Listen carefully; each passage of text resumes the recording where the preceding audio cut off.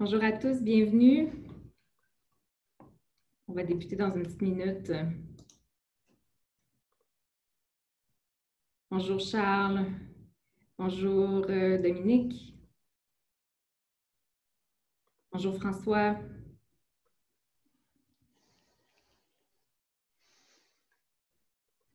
Bonjour Julie.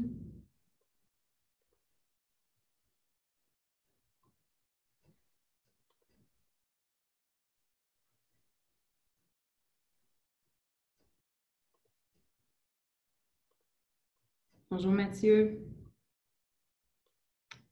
Alors, bonjour à tous. Bienvenue à ce webinaire d'experts organisé par la Chambre de commerce du Montréal métropolitain. L'événement d'aujourd'hui fait partie d'une série de webinaires sur l'impact de la COVID-19 sur les entreprises. Je me présente, mon nom est Julie Desjardins, je suis directrice affaires publiques à la Chambre et j'animerai le webinaire d'aujourd'hui. Permettez-moi tout d'abord de remercier Hydro-Québec, présentateur de l'événement. Aujourd'hui, nous avons le plaisir d'accueillir deux professionnels de chez C3PH. Tout d'abord, Dominique Mignot, qui est formateur agréé, associé et cofondateur de C3PH.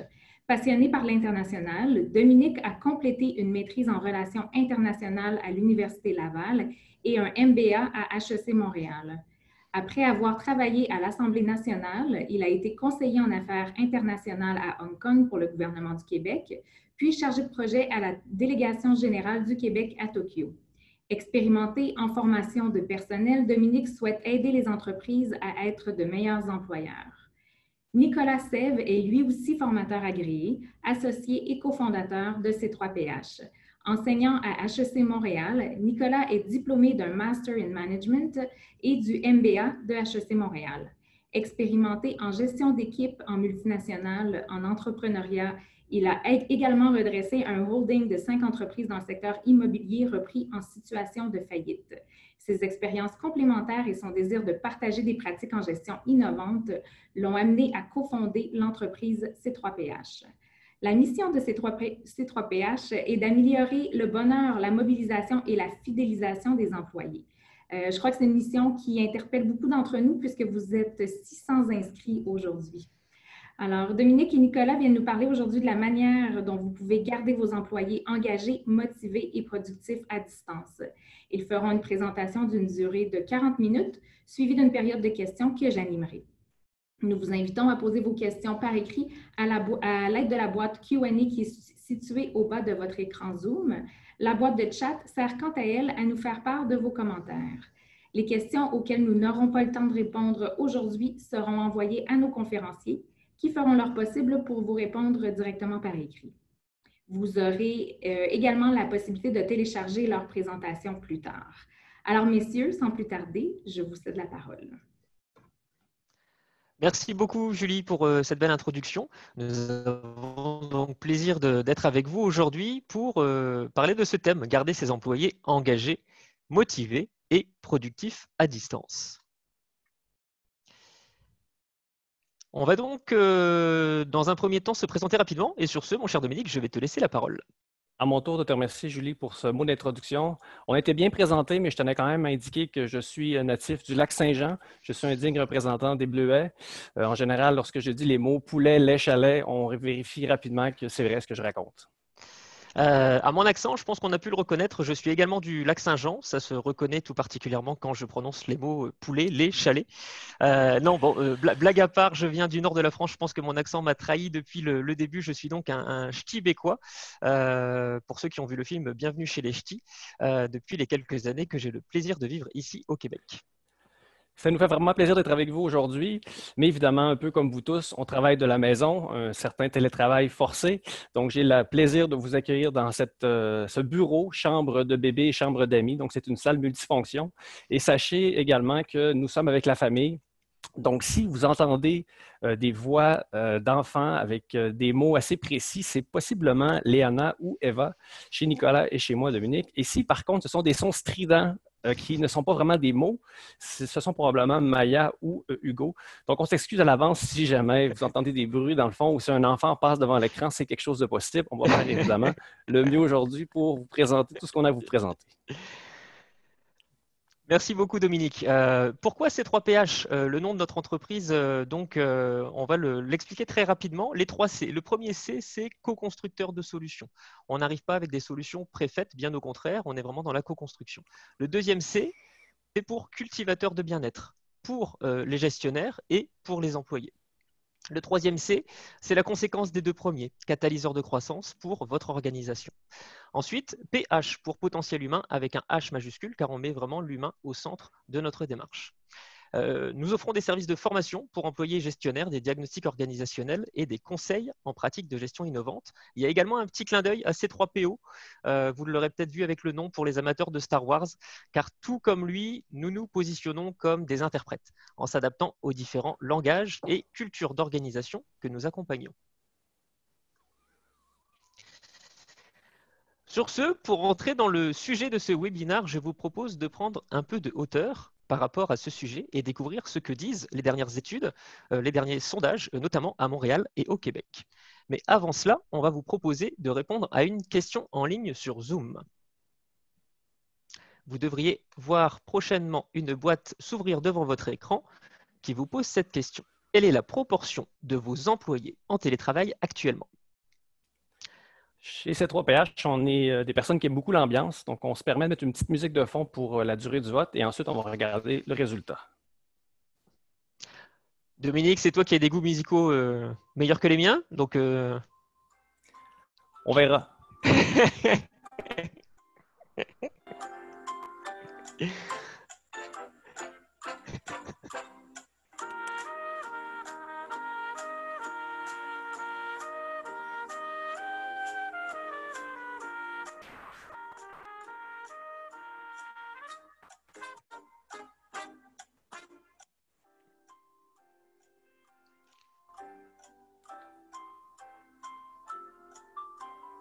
On va vous laisser encore quelques secondes pour compléter cette question.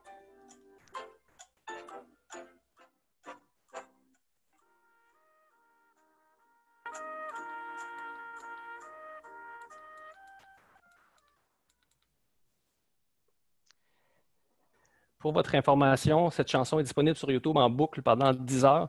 Donc, si vous avez apprécié, m'indiquez dans les commentaires et je vous enverrai le lien avec grand plaisir. Oui, par rapport au goût des musiques, elle était bien jouée. C'est vrai qu'elle peut ressembler à une musique d'ascenseur tout de même, Dominique. J'en prends note. Merci. Au niveau des résultats, je l'avoue ne pas avoir vision en direct pour le moment sur les résultats. Voici voilà. qu'ils s'affichent. Excellent.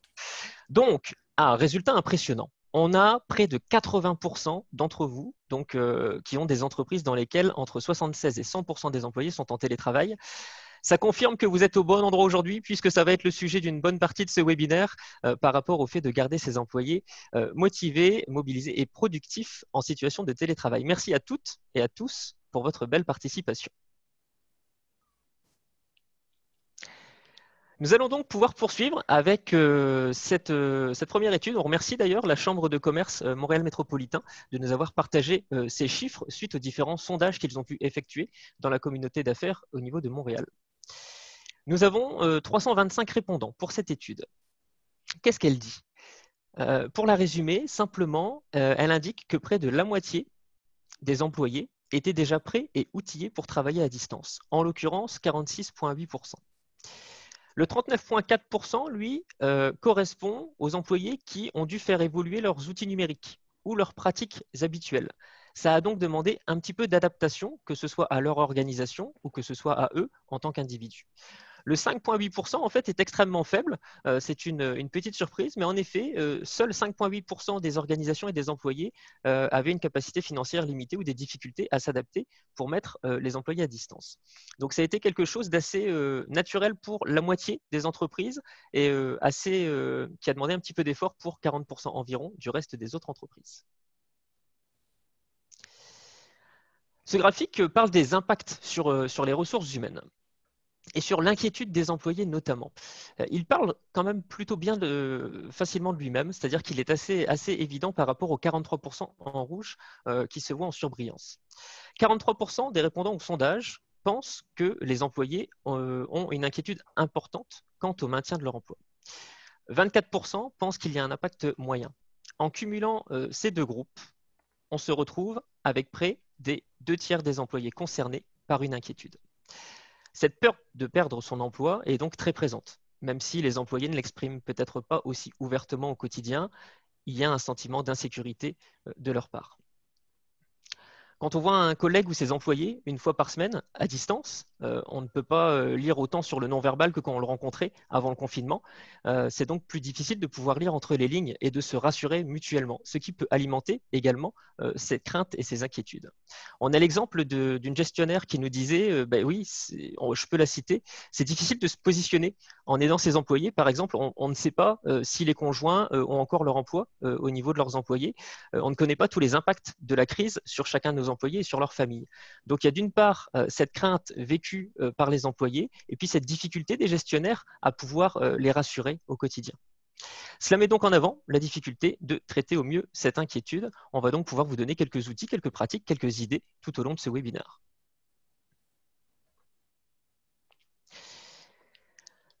Cette étude, elle, va dans une toute autre direction. Elle va davantage sur l'impact du télétravail sur la productivité. Si on la regarde rapidement, on pourrait penser qu'il y a autant de diminution que de gains en productivité déclarés par les répondants. En gros, le télétravail aurait un impact quasiment équivalent en termes de gains ou de perte de productivité. Ce n'est pas tout à fait ce que dit cette étude. C'est pour ça qu'on va la regarder d'un peu plus près ensemble. On s'aperçoit que dans le 45,4%, on a à la fois le maintien d'une productivité équivalente et les gains d'une productivité. Donc, le 45,4% ne correspond pas uniquement au gain de productivité, mais également la stagnation qui est inclue. Ces résultats laissent donc penser que la seule diminution de la productivité liée au télétravail est plus importante que les gains en productivité. Cependant, ça serait aussi un raccourci d'en déduire cela. Pourquoi? Parce que le télétravail que nous effectuons en ce moment ne se fait pas dans des conditions normales. On peut citer la fermeture des garderies pour les jeunes parents qui doivent garder leurs enfants à la maison, la mise en place rapide et nouvelle du télétravail pour les gens qui n'avaient pas forcément l'habitude d'utiliser ces outils à distance, et puis la situation qui est quand même anxiogène de la crise sanitaire qui peut avoir un effet sur la productivité. Donc tous ces facteurs peuvent avoir énormément d'impact sur les réponses également.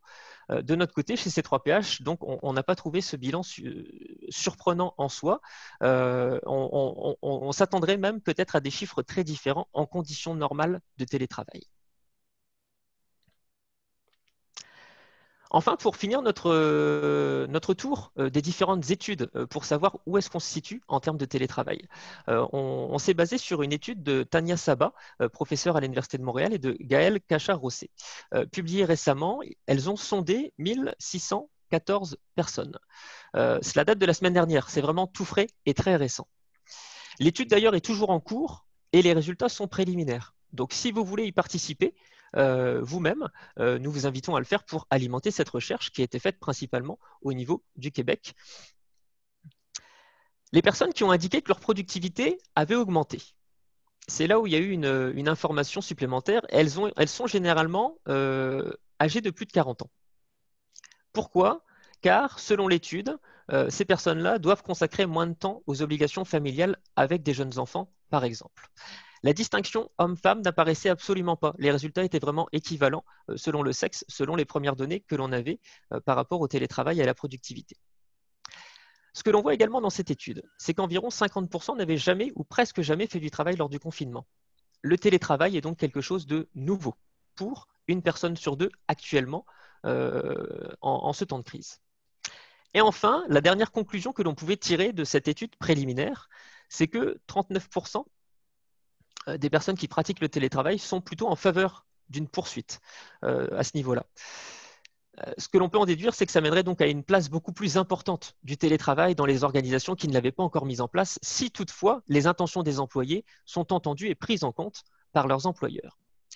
Voici donc pour le tour des différentes études que l'on pouvait faire à propos du télétravail. Sur ce, mon cher Dominique, je vais te laisser la parole pour la suite de ces webinaires. Merci Nicolas, avec grand plaisir. On va maintenant regarder des pratiques justement pour le télétravail. Peut-être que pour certaines personnes d'entre vous, ça va être des choses que vous avez déjà mises en place, ou des choses peut-être qui vont vous inspirer pour améliorer la chose pour les semaines à venir, les mois à venir. Donc sans plus tarder, regardons ce qu'on vous propose. D'abord, qui dit télétravail dit communication. C'est certain que contrairement auparavant où on était assis l'un à côté de l'autre, on doit composer avec le fait qu'on est à distance. D'où l'importance de bien choisir les outils de communication.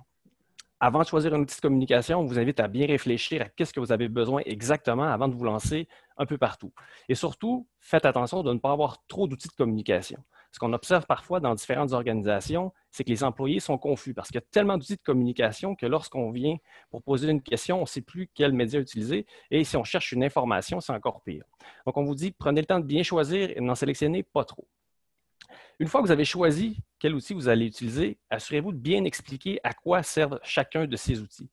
Si un outil est utilisé pour tel contexte, expliquez clairement à vos employés cet outil sert pour telle chose, pour tel autre contexte, on utilise celui-là, que ce soit très, très clair.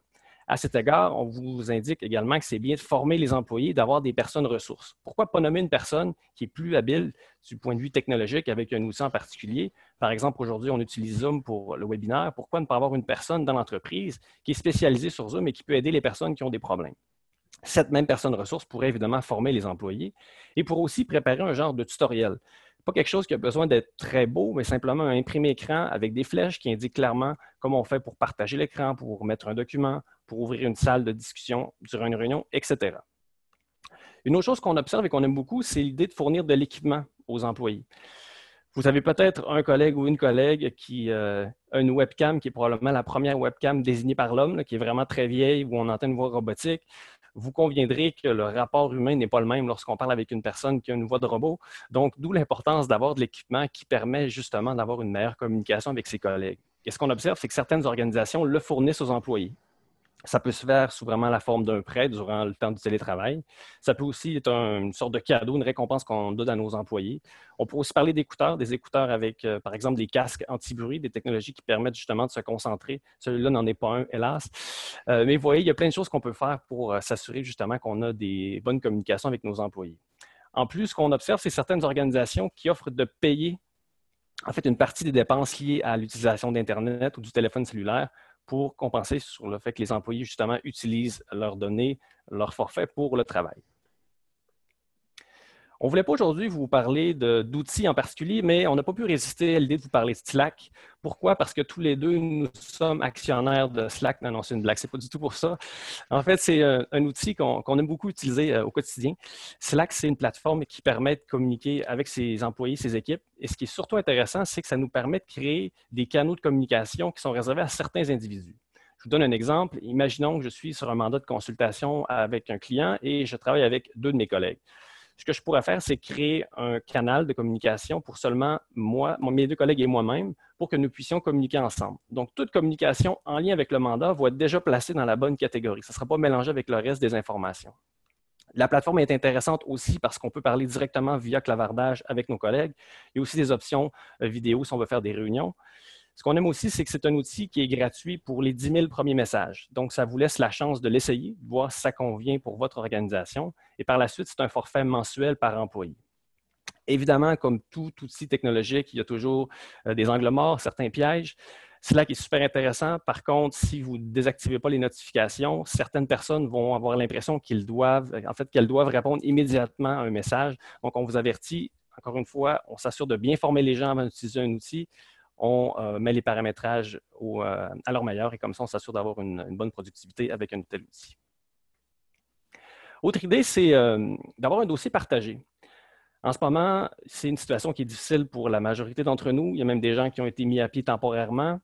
Ce qu'on dit, c'est qu'en tant qu'organisation, il faut tout faire pour simplifier la vie des employés et des personnes, justement, qui sont dans des situations plus difficiles. Donc, pourquoi ne pas créer un dossier partagé dans lequel on va indiquer, par exemple, les procédures pour le chômage, la prestation d'aide canadienne. On peut mettre beaucoup de références vers des ressources possibles pour des personnes qui auraient des besoins particuliers.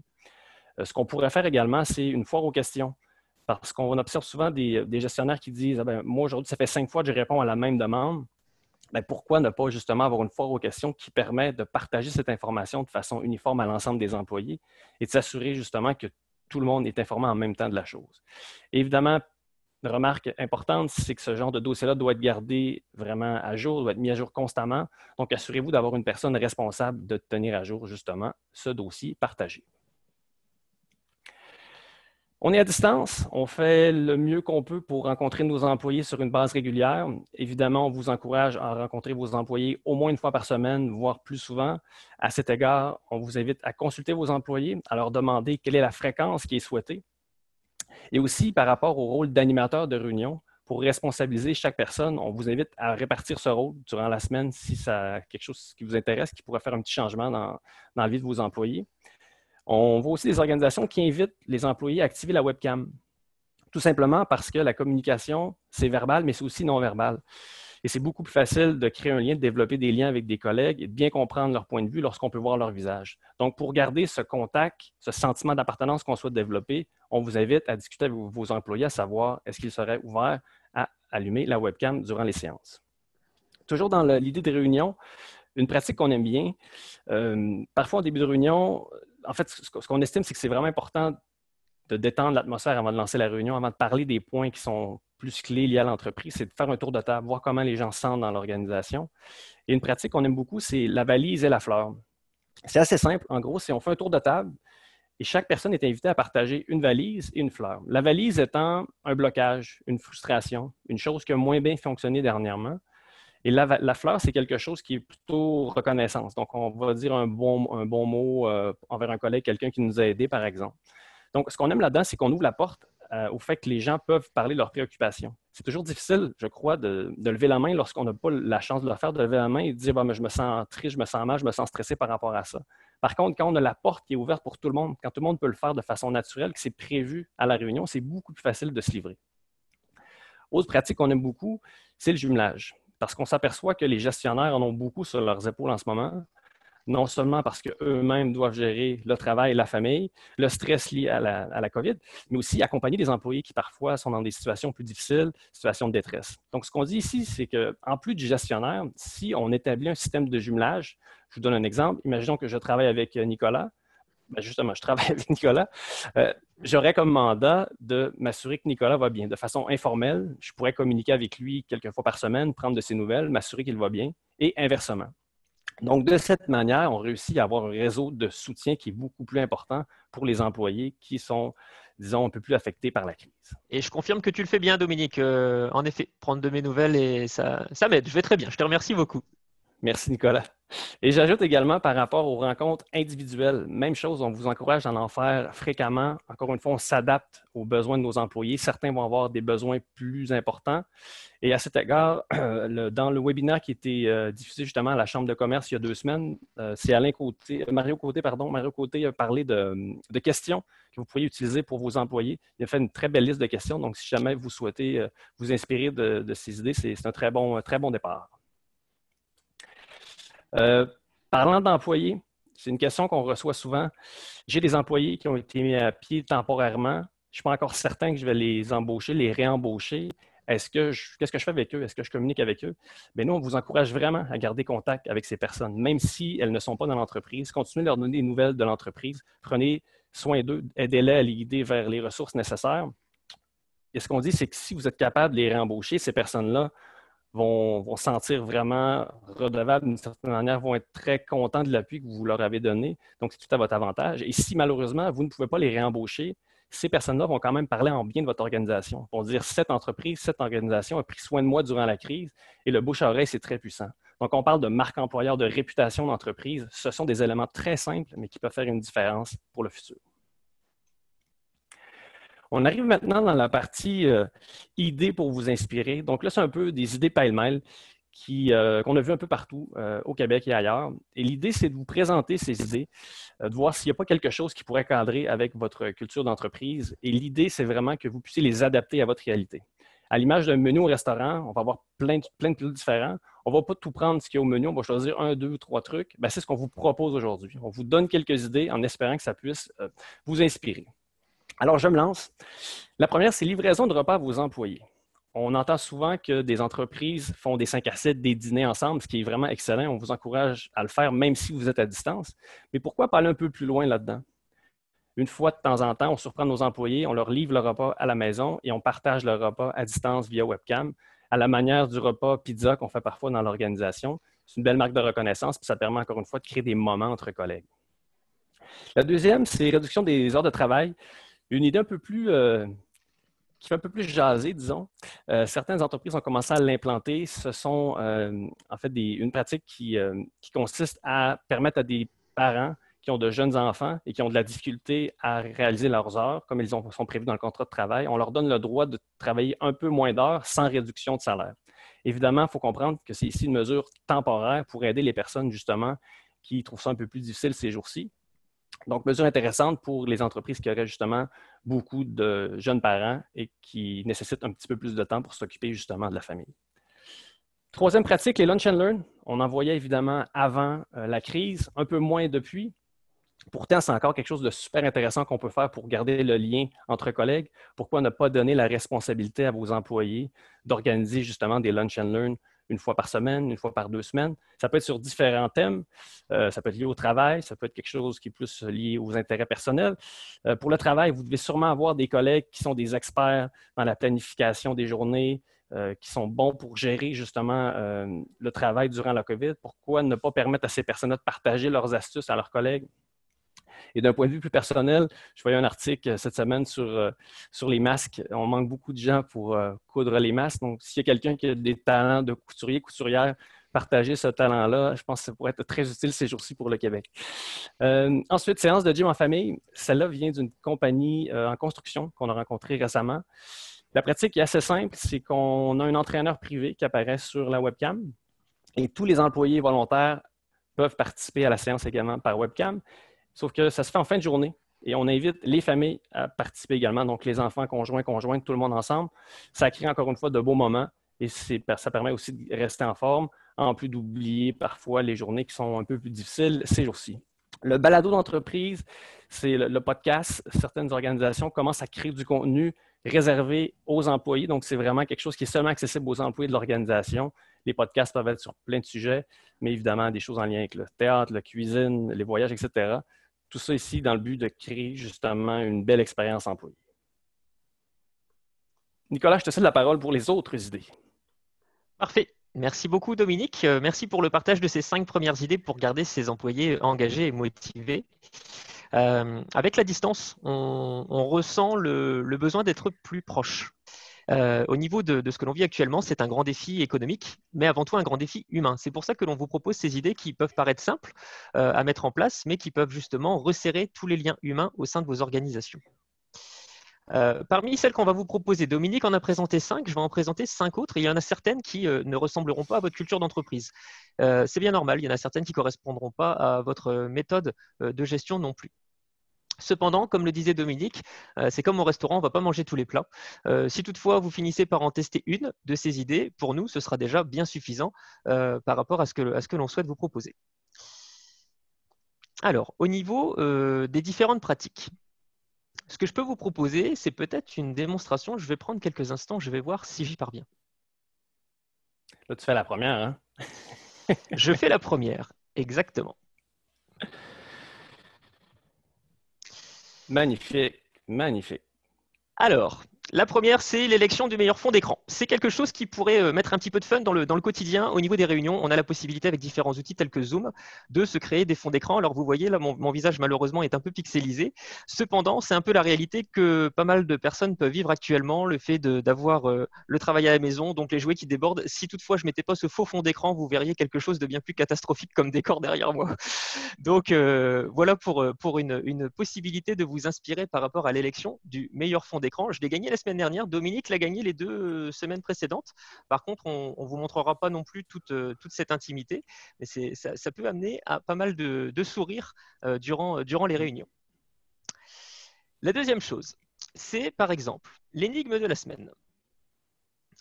Pour mettre l'énigme de la semaine, par exemple, ça pourrait être mis en place pour mettre en avant l'une des valeurs de votre organisation, sous forme de rébus, de tests, de quiz, etc. On a également une autre idée à vous proposer par rapport à l'énigme de la semaine. Ça pourrait être pour mettre en avant une employée ou un employé de votre équipe ou de votre organisation.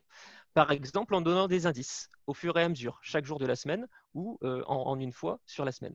Le nombre d'années de présence de cet employé dans l'organisation, sans divulguer son nom, justement. Le but, ce serait que tout le monde puisse savoir de qui il s'agit. Les restaurants préférés, de cet employé près du bureau, avant le confinement bien entendu, le sport pratiqué par cet employé, l'instrument de musique que joue cet employé, les dernières destinations de ses congés quand les avions décollaient encore. Bref, plein de choses qui peuvent faire en sorte qu'on puisse trouver le nom de cet employé, qu'il puisse y avoir une énigme, un petit fil conducteur tout au long de la semaine et qui puisse amener un petit peu de joie également et de sentiment d'appartenance. Une autre pratique, les fêtés du mois, ça se fait dans différentes organisations. Par rapport, ça nous fait 12 fêtes dans l'année. Toutes les personnes qui sont nées le même mois peuvent se rassembler autour d'un repas partagé. C'est une pratique qui est facile à faire quand on est dans le bureau, mais elle est également transposable facilement quand on est à distance. Cependant, toutes ces pratiques, comme on vous l'a dit, il y en a certaines qui se prêtent à votre organisation, d'autres non. Celle-ci est idéale pour des équipes de 20-30 personnes maximum pour en tirer un bénéfice, puisque après un certain nombre, ça pourrait devenir la cacophonie rapidement. Vous l'avez peut-être vécu avec les outils à distance. La quatrième, la reconnaissance par les pairs. Dominique nous a donné l'exemple de la valise et de la fleur en réunion. C'est quelque chose que l'on peut faire simplement, la fleur permettant de faire de la reconnaissance par les pairs. Une fois de plus, cette pratique, elle est idéale pour des réunions avec une quinzaine d'employés environ maximum. On a un outil qu'on va pouvoir vous présenter pour les organisations qui sont plus grandes, qui ont plusieurs dizaines d'employés, voire plusieurs centaines d'employés, sur lesquels vous pourriez justement mettre en place une culture d'organisation autour de la reconnaissance par les pairs. On en parlera juste après. Enfin, la dernière, des activités récompenses spéciales. On va pouvoir vous donner quelques exemples de récompenses spéciales qui pourraient être attribuées à différents employés au sein de vos organisations, en lien avec le télétravail pour certaines. Le premier titre qui pourrait être donné, avant de vous détailler les différents titres, je vais vous expliquer la mécanique derrière. Ça peut se faire très simplement. Vous venez de voter par exemple sur Zoom plus tôt dans la présentation. Vous pourriez très bien créer des quiz sur Zoom pour que chacun des participants à la réunion puisse voter pour l'un des collègues sur l'une de ces catégories. À la fin des votes, on se retrouve avec une récompense attribuée à un employé. On a également d'autres possibilités comme des jeux. Le jeu Totem peut également vous permettre de créer certaines catégories par rapport à des récompenses de reconnaissance par les pairs. Enfin, de notre côté, on anime ce type de séance et puis on vous donne quelques catégories qu'on utilise justement en ce moment. La révélation de la crise, une personne qui justement s'est révélée par son comportement, son exemplarité, son dynamisme alors que les temps sont difficiles, pourrait avoir ce type de récompense. Celui ou celle qui donne le sourire en ce moment à ses collègues, celui qui peut donner un rire contagieux en réunion, ou celle, bien entendu. Ensuite, les idées magiques pour la reprise.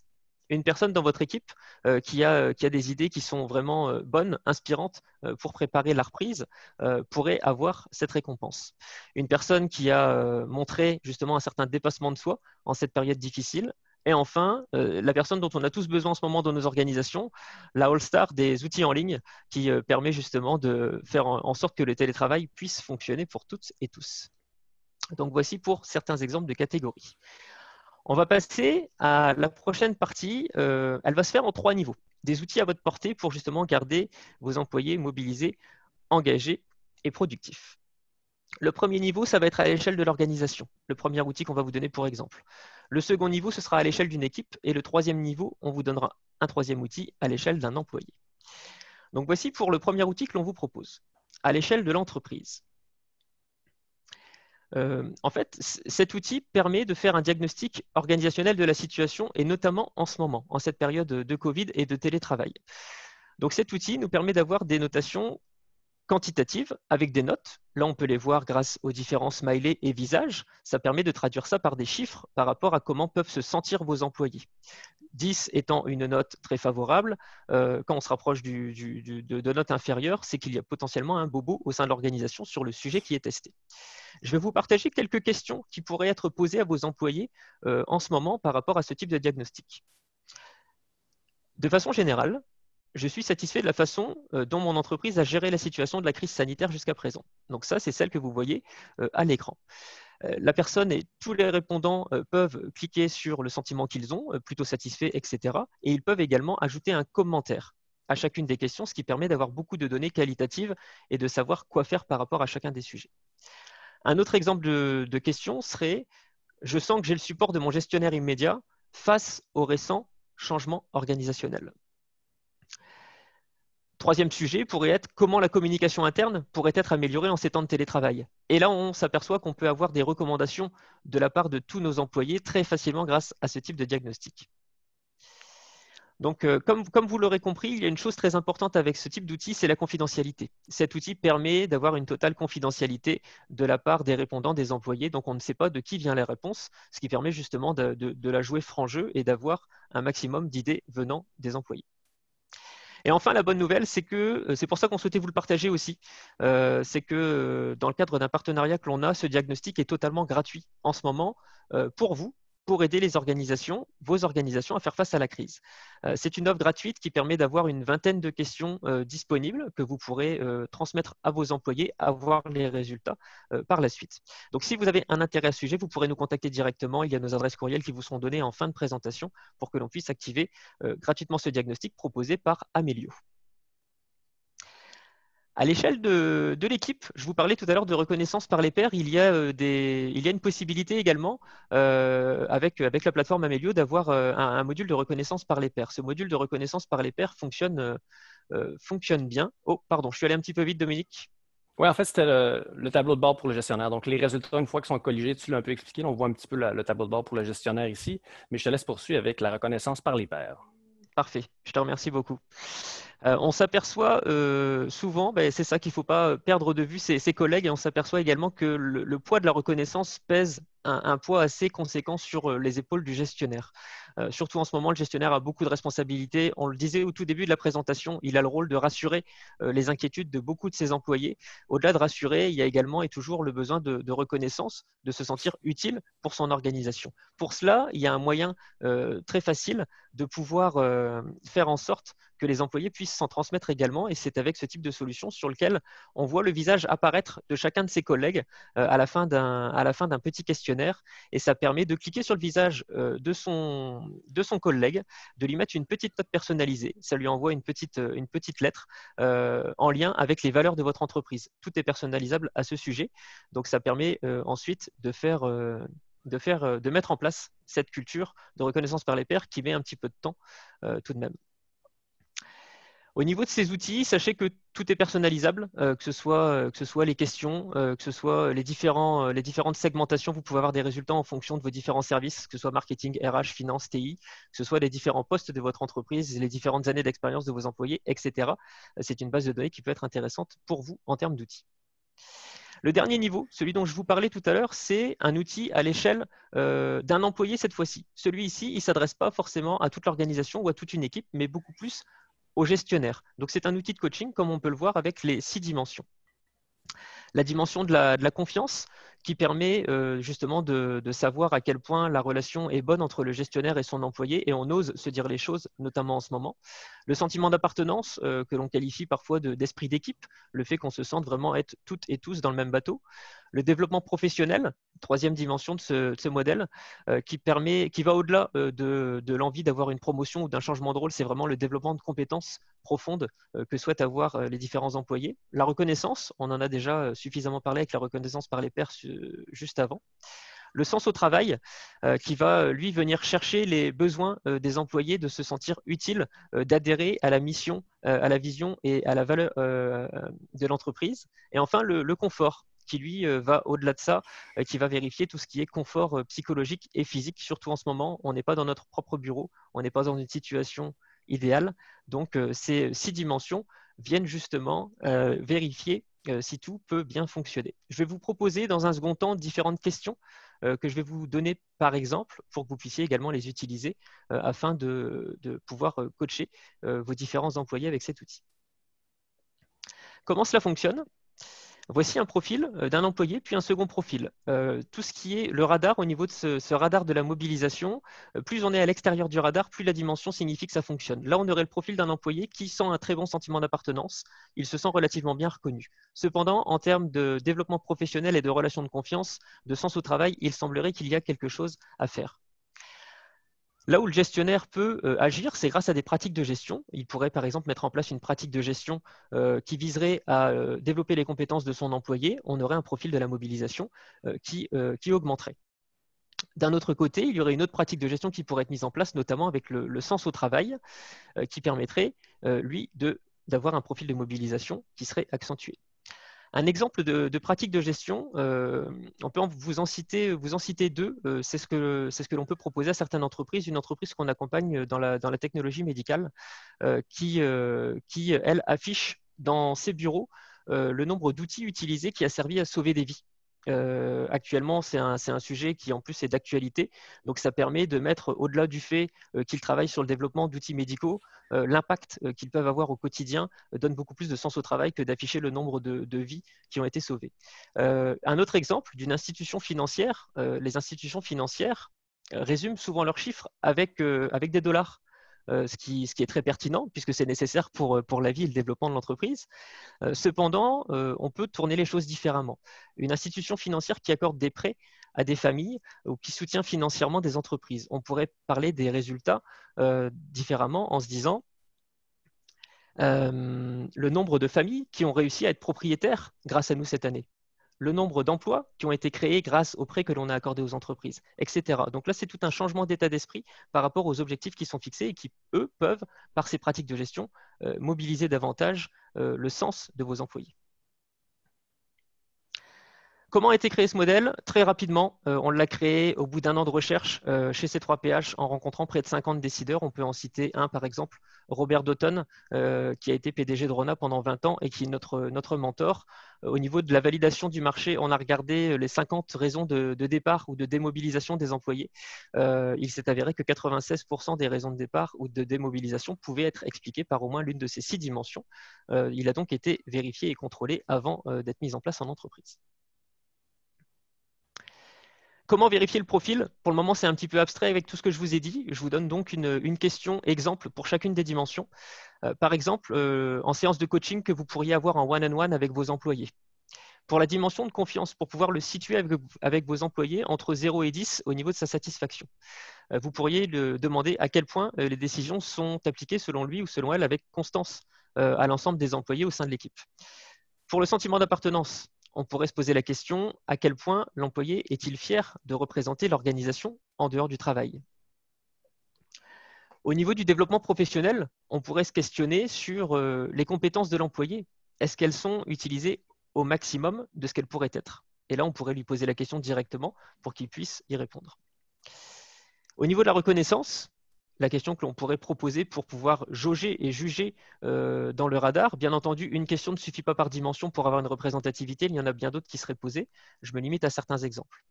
Au niveau de la reconnaissance, lorsque je fais un bon travail, est-ce que je reçois la reconnaissance que je mérite selon moi?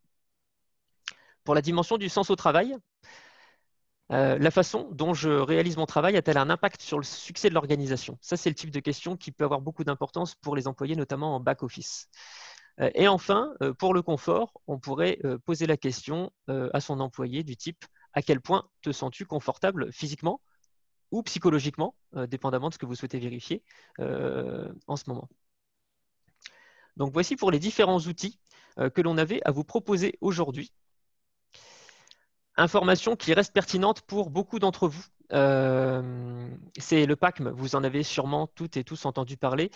Tout ce qui est formation, consultation, coaching et diagnostic organisationnel sont remboursés à 100% en ce moment, ce qui est le cas de l'intégralité de nos services chez C3PH. Différents éléments, 100% des dépenses sont remboursées pour les premiers 100 000 $. Pour les plus grosses organisations, on passe à 50% de remboursement de la part du gouvernement du Québec pour la tranche entre 100 000 et 500 000 $ de dépenses en formation, conseil, coaching ou diagnostic.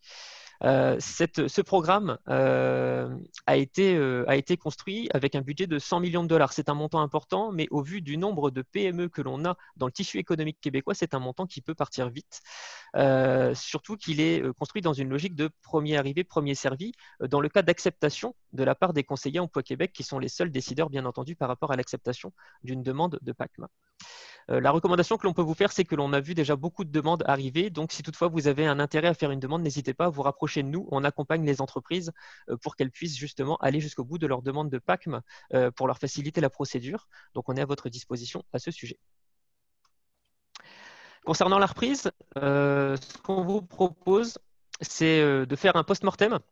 Qu'est-ce qui, selon vous, a bien fonctionné? C'est les questions qu'on pourrait poser à ses employés. De quoi sommes-nous fiers en tant qu'équipe? Qu'aurions-nous dû faire de différent par rapport à ce qui s'est passé? Le but serait d'établir avec son équipe des éléments à conserver également par rapport à tous ces changements en termes de mesures de flexibilité, télétravail, horaire flexible, nous indiquer ce qui a bien fonctionné, ce que l'on devrait garder dans la durée. Au niveau de l'organisation du travail, comment pouvons-nous favoriser la collaboration et défaire les silos par rapport à ce qu'on a vécu? Est-ce qu'il n'y a pas des bonnes pratiques à maintenir? Et enfin, les outils de travail. On vit tous un virage numérique au sein de nos organisations. Il y a sûrement des bonnes choses à conserver à ce niveau-là qui pourraient être utiles pour la reprise. Sur ce, mon cher Dominique, je te laisse la parole pour la suite. Merci Nicolas. Je me permets de partager avec vous une question que j'ai trouvée fort intéressante qui a été proposée par Christian Genet de Boudabar. Ça a été publié sur un billet de Vincent Mazeroux. De quoi est-ce que je souhaite que mes employés se souviennent? On est dans une situation particulière, une situation difficile pour certaines personnes. Et en tant que gestionnaire, on a beaucoup de pression. On essaie de faire en sorte que les gens vivent un bon moment. Et j'aime beaucoup cette question parce qu'elle me dit, moi, en tant que propriétaire d'entreprise, qu'est-ce que je veux qu'il reste de cette expérience-là? Est-ce que je veux justement que les gens parlent du côté plus stress, du fait que ça a été difficile de concilier le travail et la famille? Est-ce que je ne peux pas faire en sorte que les gens vont se souvenir du fait qu'on s'est vraiment unis, on s'est regroupés durant la COVID, on a trouvé des nouvelles idées, on a complètement modifié notre modèle d'affaires, on a réussi à s'adapter, on s'est vraiment entraidé en tant qu'équipe. Donc, j'aime beaucoup cette question et j'espère qu'elle va vous permettre de réfléchir également pour voir si d'abord vous posez les bons gestes et si justement vous êtes prête pour la reprise. Pour conclure, on s'est permis de vous partager une petite histoire, une histoire qu'on aime bien et qui illustre assez bien la conclusion de ce webinaire. En fait, l'idée qu'on souhaite que vous reteniez de ce webinaire. Je vous rappelle qu'aujourd'hui, on parle de bien-être, mais on parle aussi de productivité. Et vous n'êtes pas les seuls à être intéressés par, évidemment, la question de la productivité. Une entreprise qui s'appelle Google, que je pense que vous connaissez probablement tous et toutes, qui a lancé un projet il y a quelques années qui s'appelle le projet Aristotle, Project Aristotle. Et l'idée, c'était d'identifier l'équipe parfaite, l'équipe qui est la plus productive. Ce qu'ils ont fait, c'est que pendant 2 ans, ils ont suivi 180 équipes, près de 40 000 employés. Ils ont examiné des paquets de données pour essayer de voir est-ce qu'il n'y a pas une recette secrète, une recette magique qui ferait en sorte qu'on soit capable de créer des équipes sur mesure parfaites, hyper productives, rapidement. Donc, qu'est-ce qu'ils ont fait? Ils ont émis différentes hypothèses. Je vous en partage quelques-unes. Les meilleures équipes sont formées des employés les plus performants. Ça peut paraître logique. Mon employé le plus performant, je le mets avec un autre employé plus performant et ensemble, ils vont être l'équipe la plus performante. C'est une idée.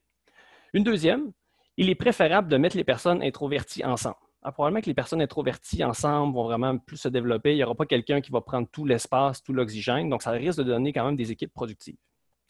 Autre possibilité, autre hypothèse, les équipes les plus efficaces sont celles dont les membres partagent des intérêts communs. Logiquement, les gens ont des préférences communes, il va y avoir des liens plus faciles à développer. Bref, ça devrait faire des équipes très performantes. Donc, on a joué avec ces données, on a analysé des millions et des millions de données et évidemment, vous le savez, Google en a de la donnée. Et voici la conclusion, la première étape. Il était impossible de trouver des tendances basées sur le qui. Autrement dit, on n'a pas été capable d'avoir une corrélation entre le qui et la performance. Donc, ce que je veux dire par là, c'est si on mettait des gens, par exemple, qui sont tous du même pays, qui ont tous une expérience professionnelle similaire, qui ont des profils similaires, on a joué avec ça et finalement, il n'y a rien. Il n'y a rien à la fin qui nous permettait de dire « Ah voilà, ça donne une équipe plus productive ». Aucune corrélation qui tenait la route. Donc, ils sont retournés sur la planche à dessin. Ils ont réfléchi, ils ont modifié leur analyse et sont arrivés à une conclusion fort intéressante par rapport à la productivité, je le répète. Et voici la conclusion de Google après avoir dépensé des millions de dollars. Les meilleures équipes sont celles dans lesquelles les membres prennent soin de leurs collègues. Aussi simple que ça, au-delà de tous les calculs qu'ils ont pu imaginer, à la fin, ce qui comptait le plus, ce qui fait en sorte qu'une équipe fonctionne, qu'une organisation fonctionne, c'est le fait que les gens prennent soin de leurs collègues. Donc aujourd'hui, ce qu'on vous dit, prenez soin de vous, mais prenez soin de vos employés, de vos collègues également. C'est gagnant.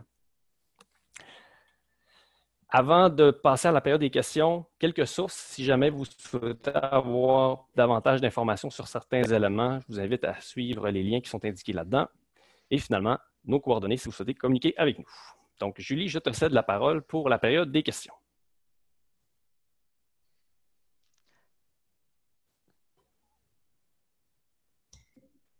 Je m'excuse, je crois que j'étais sur mute. Alors, merci messieurs pour cette présentation qui est très intéressante et divertissante. Premièrement, je tiens à dire que grâce à vous, j'ai la musique de Géopardy dans la tête. On verra combien de jours ça durera. Je retiens Votre conclusion que je trouve est vraiment, en fait, ne devrait pas nous surprendre, mais qui en même temps qui est tellement importante de dire que les meilleures équipes sont celles dans lesquelles les membres prennent mieux soin de leurs collègues. On a reçu plusieurs questions. Le temps a vraiment filé rapidement, ce qui est parfait parce qu'on avait beaucoup de plaisir et c'était très intéressant. Au tout début, vous parliez des outils, de l'importance des outils. J'ai vu un commentaire passer et une question. Alors, il y a Richard, je crois, qui disait que dans son entreprise, ils étaient en train d'évaluer la possibilité de livrer les chaises de bureau aux employés dans les équipes. Et il y a Valérie qui a posé la question à savoir s'il y avait des entreprises qui payaient pour des chaises de bureau ou d'autres équipements ergonomiques. Je ne sais pas si vous avez, de façon très rapide, peut-être quelques pratiques de base là, à suggérer aux entreprises à ce niveau-là, parce que je pense que plus la situation va se prolonger, plus le problème de l'ergonomie va devenir prononcé. C'est un très bon point. Effectivement, la crise qui se perdure fait en sorte qu'effectivement, c'est important de s'attarder à ça. Oui, on observe des entreprises qui vont fournir justement des outils pour que les employés soient confortables. Nous, ce qu'on dit par rapport à toutes ces idées, ces bénéfices non monétaires que vous donnez à vos employés, prenez le temps de consulter les employés. Peu importe ce que vous pensez, avant de dire les gens vont avoir besoin de ça, ont besoin de ça, posez-leur la question, comment on peut vous accompagner, comment on peut faciliter votre travail, faire en sorte que vous allez être bien quand vous allez être en train de travailler. Donc, ça peut être une chaise ergonomique, ça peut être une meilleure webcam, un meilleur casque d'écoute, ça peut être plein de choses, mais c'est vraiment l'idée de la consultation, de ne pas assumer que les employés ont besoin de quelque chose sans leur donner la parole à cet égard. OK, merci. Il y a Richard qui voulait avoir plus de détails sur le jeu Totem. Oui, avec plaisir. Alors, Richard, le jeu Totem est un jeu de cartes qui est vraiment là pour se faire du bien en équipe. Un jeu de cartes qui est tourné vers le professionnel, puisque les différentes cartes sont mises autour de la table et puis les différents participants, les différents collègues peuvent choisir différentes cartes, soit une carte d'animal, soit une carte de force, soit une carte de qualité. Ensuite, on attribue les cartes à chacun des participants et puis il y a différents votes, différents processus, différentes règles qui peuvent être mises en place pour qu'à la fin, chaque participant, chaque collègue puisse se retrouver avec une carte animale, une carte force. Ce que l'on voit avec ce jeu, c'est très simple, ça permet de passer un bon moment, mais en séance de coaching, quand on accompagne les employés ou gestionnaires, ils nous en parlent plusieurs semaines ou plusieurs mois plus tard en me disant « je me souviens, je suis tel animal ». Ça m'a fait beaucoup de bien de voir ce que pensaient réellement mes collègues de moi et puis cette qualité, je ne l'avais pas vue en moi. J'ai été impressionné de voir à quel point ça pouvait ressortir de la part de l'équipe. Donc c'est tout l'effet qu'il y a derrière ce jeu. Une fois de plus, c'est un aspect ludique, mais d'un jeu ludique, on peut avoir un impact très positif pour certains employés. Merci, Nicolas. Je ne sais pas si tu l'as mentionné, je crois que c'est un jeu québécois. Hein? Oui, très bonne précision, tout à fait. Donc, merci beaucoup. On a une question par rapport au PACME. Je ne sais pas si vous êtes en mesure de répondre, mais il y a Christine qui veut savoir si l'entreprise est éligible seulement si elle a été impactée par la crise. En fait, l'entreprise est éligible. C'est difficile de répondre à cette question puisqu'on c'est vraiment les conseillers emploi Québec qui sont vraiment les seuls à même de pouvoir donner une décision sur une demande de PACME, sachant que leur critère de décision va se faire par rapport à l'objectif du plan de formation ou du plan de conseil qui est mis en place. S'il y a un objectif de maintien en emploi de la part de l'entreprise, j'ai envie de dire peu importe ce qu'elle vit à côté, si l'objectif est vraiment de maintenir en emploi ses employés, c'est un critère d'acceptabilité qui est vraiment, vraiment puissant dans sa demande de PACME. Merci. Donc, si je comprends bien, l'idée, ce serait surtout en priorité de contacter Emploi Québec.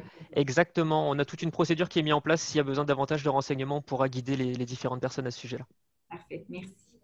Il y a Déborah qui demande, parmi les dimensions que vous avez présentées sur votre radar, lesquelles seraient à prioriser en cette période de crise?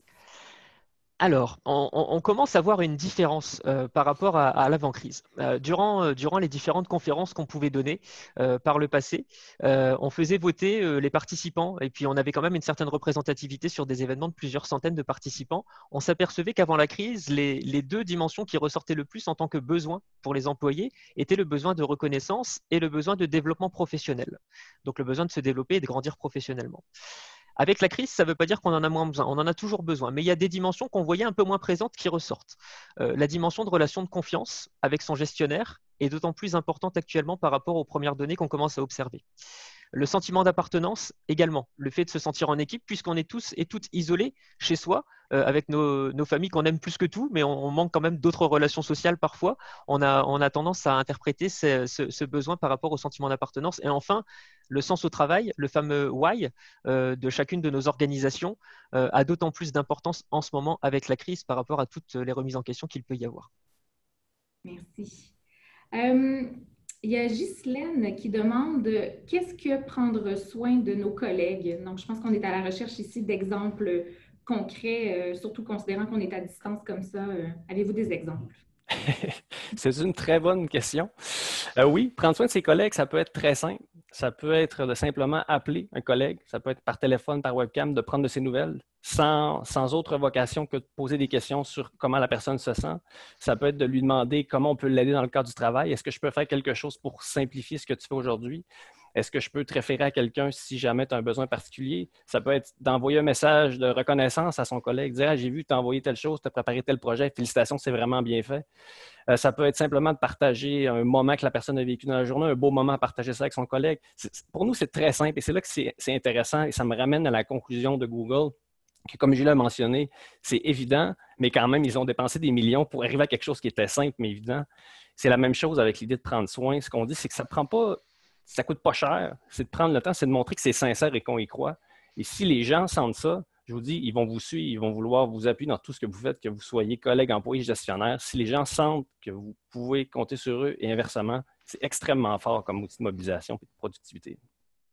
Merci, Dominique. Tu viens juste de parler de l'étude de Google. Il y a Roberta qui demande quels étaient les indicateurs pour en arriver, pour que Google en arrive à ce que ce soit ça, prendre soin de ses collègues qui soient identifiés comme le facteur clé. À ma connaissance, Google n'a pas partagé l'ensemble des indicateurs. Du moins, moi, je n'ai pas eu accès. Il faut comprendre que ça s'est fait en différentes phases. La première phase que je vous ai présentée jusqu'à qu'on arrive au point du qui, justement, voir s'il y avait une correspondance entre les profils des individus dans les équipes et justement les résultats. Ça a été beaucoup de données à l'interne. Par la suite, ça a complètement changé. Donc là, je sais qu'on a commencé à regarder des études plus académiques et qu'on est passé en mode sondage. Donc, on a vraiment changé la méthodologie pour arriver justement à la conclusion de l'étude. Mais malheureusement, je ne peux pas répondre exactement sur les indicateurs qui ont été utilisés. C'est une très bonne question, par contre. Merci de l'information que tu peux nous fournir sur le sujet. Je prendrais une dernière question, en fait, de Nassim, qui est reliée aussi au sujet qu'on vient de discuter. Nassim veut savoir à quelle fréquence il serait idéal de contacter les membres de son équipe en sachant qu'ils ont des tâches claires à exécuter. Et j'ajouterais peut-être, et là c'est de mon cru à moi, mais la charge de travail en période de crise peut être même plus lourde qu'à l'habitude. Oui. C'est fort intéressant parce qu'il y a deux choses là-dedans. Sur la fréquence, il n'y a pas de chiffre magique. Encore une fois, on va voir avec les employés quels sont leurs besoins. Par contre, dans l'approche, dans la façon dont on va parler avec nos employés, c'est là que c'est important. En tant que gestionnaire, on a le chapeau justement du gestionnaire qui va prendre soin de l'employé, qui va prendre de ses nouvelles, mais on doit aussi s'assurer que le travail s'effectue. L'un des dangers qu'on a avec le télétravail, c'est lorsqu'on appelle la personne, parfois on va tomber assez rapidement dans des questions sur le travail. Et sans s'en apercevoir, on va mettre un peu de pression sur les employés sur le fait qu'on pose des questions sur le travail, comme si on doutait du fait que le travail n'avance pas, justement, puisqu'on est à distance.